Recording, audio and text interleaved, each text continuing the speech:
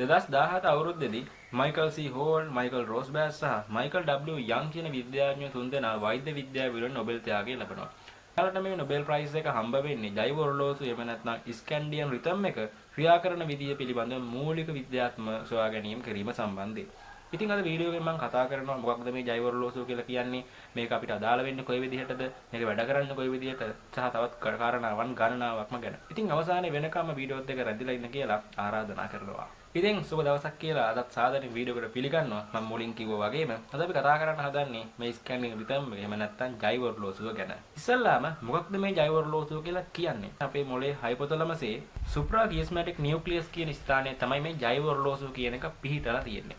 අපි සාමාන්‍යයෙන් ගත්තොත් මොළයේ ඇතුළේ ගොඩාක් තියෙන ස්නායු සෛලනේ. එතකොට මේ ජෛව ඔරලෝසුව කියලා කියන්නේ ස්නායු සෛල ගොඩාක් ලොකු ප්‍රමාණයක්, සාමාන්‍ය ලක්ෂ 2ක් විතර එකතු වෙලා හැදිච්ච පොකුරක්. සාමාන්‍යයෙන් කල්පනා කරලා බැලුවොත් අපි ඒ දවසේ නිශ්චිත වේලාවකදී අපිට නිදිමත එනවා. තව නිශ්චිත වේලාවක අපි උදේට හැරෙනවා. සමහර වෙලාවට අපිට නිදිමත එනවා, තවත් දවල්ට නිදිමත එනවා. සමහර වෙලාවට අපි ලොකු ක්‍රියාශීලී බවක් දැනෙනවා. මේ වගේ ගොඩාක් දේවල් සිද්ධ වෙනවා. ඉතින් මේ හැම දෙයක්ම සිද්ධ වෙන්නේ සමහර කෙනෙක් හිතන්න පුළුවන් මේක අපි පුරුදු වෙච්ච විදියට සිද්ධ වෙනවා කියලා. හැබැයි මේක අපි පුරුදු වෙච්ච විදියට සිද්ධ වීමට වඩා සිද්ධ වෙන්නේ අපිට පරිණාමිකව හම්බෙච්ච තෑග්ගක් විදියට.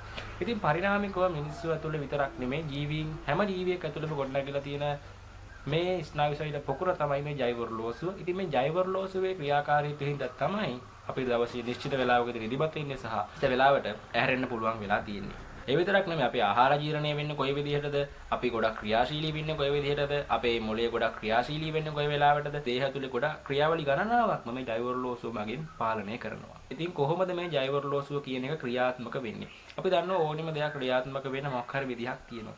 බයොක්ලොක් එක එහෙම නැත්නම් මේ ජෛව ඔරලෝසුව ක්‍රියාත්මක වෙන්න යම්කිසි විදිහක් තියෙනවා. ජෛව ඔරලෝසුව කියන දේ අපේ ඇඟ ඇතුළේ තියෙන හෝමෝනමය සමයෝජනයක් විදිහට අපිට කියන්න පුළුවන්. ඒතර ප්‍රධාන වශයෙන් අපි හොඳට දන්න මෙලටොනින් සහ කෝටිසෝල් කියන හෝමෝන දෙකෙන් තමයි මේ ජෛව ඔරලෝසුවේ යන ක්‍රියාවලින් පාලනය කිරීම සිද්ධ කරන්නේ. මේ ජෛව ඔරලෝසුව කියන පද්ධතිය පාලනය වෙන්නේ, මේක ක්‍රියාත්මක වෙන විදිහ තීරණය වෙන ප්‍රධානම ඒවල නැත්නම් ප්‍රධානම සාධකය තමයි ආලෝකය කියලා කියන්නේ. අපිට ලැබෙන ආලෝකයේ අඩු වෙනකොට අපි හොඳට දන්නවා මෙලටොනින් හෝමෝනේ ස්‍රාවය වෙනවා. ඉතින් මෙලටොනින් හෝමෝනේ ස්‍රාවය වෙද්දී අපේ ඇඟ විවේක ගන්න සූදානම් වෙනවා. ඒ කියන්නේ අපිට නිදිමත එනවා. එළිය වැඩි වෙනකොට අපේ මෙලටොනින් හෝමෝනේ ස්‍රාවය නැවතිලා කෝර්ටිසෝල් හෝමෝනේ ස්‍රාවය වෙන්න පටන් ගන්නවා. එතකොට අපේ නිදිමත ඉවර වෙනවා. අපිට නැවත ක්‍රියාකාරීව අපේ අලුත් දවසක් පටන් ගන්න පුළුවන් වෙනවා. ඉතින් ඒ විතරක් නෙමෙයි, තවත් කාලය විස්තර කරන විදිහට අනුව යම් කාල පරාසවලදී අපිට වැදගත් වෙන ක්‍රියාවලින් ටිකක් සිද්ධ වෙනවා.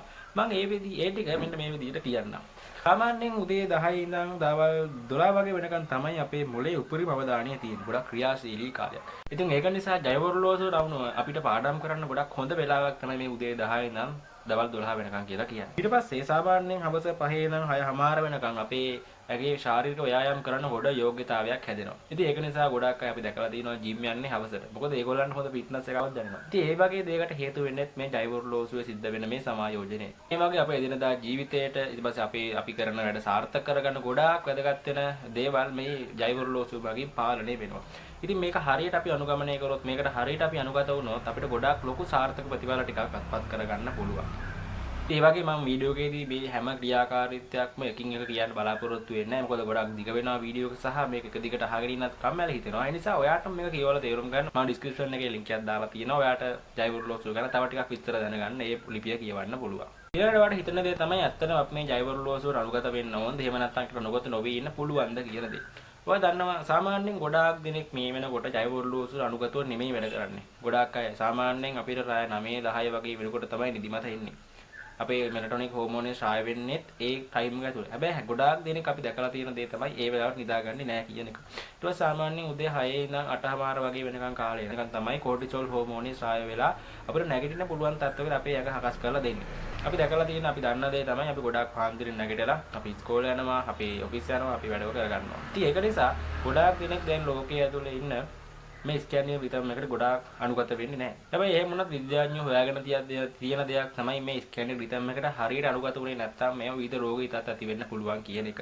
පිළිකාව දානම ඊට පස්සේ දියවැඩියා, හෘද රෝග වගේ රෝග ඉතත් ඇති වෙන්න මේක එක හේතුවක් වෙනවා කියලා විද්‍යාඥයෝ කියලා තියෙනවා. ඊළඟට තමයි ඔයාගේ මොබයිල් ෆෝන් එක. ගොඩාක් දෙනෙක් පුරුදු වෙලා ඉන්න දෙයක් තමයි රැයට කළුවරේ ඉන්න ගමන් මේ මොබයිල් ෆෝන් එක යූස් කරන එක. අන්තරයෙන් රැයටත් නිල් ආලෝකය අපේ ඇස්වල ලැබෙද්දී මේ මොලේ හිතන්නේ තාමත් දවල් කියලා. ඉතින් ඒ විදිහට දවල් කියලා හිතුවට පස්සේ ආලෝකය හොඳට ලැබෙනවා. ඒ නිසා මෙලටොනින් ශ්‍රාවය වෙන්නේ නැහැ. ඒ නිසා හරියට අපේ නිදිමත එන්නේ නැහැ. ඉතින් මේ විදිහට දිගු කාලයක් මේක සිද්ධ වුණාට පස්සේ අපේ ජෛව රෝගකාරීත්වයේ බිඳ වැටෙන්න පුළුවන්. ඉතින් ඒක ගොඩක් ලෙඩ රෝග වලට හේතු වෙන කාරණාවක් වෙන්න පුළුවන්. ඒක නිසා ඔයාට මතක තියාගන්න ඕනේ දේ තමයි පුළුවන් හැම වෙලාවකම මේ බයෝ ක්ලොක් එකට එහෙම නැත්නම් මේ ස්කැන්ඩියම් රිතම් එකට අනුගත වෙන්න. එහෙම අනුගත වුණාට පස්සේ ඔයාට ඔයා කරන වැඩ ගොඩක් සාර්ථකව, ගොඩක් ප්‍රබෝධවත්ව, ගොඩක් ඇක්ටිව්ව සහ ප්‍රොඩක්ටිව් විදියට කරගන්න පුළුවන් වෙනවා.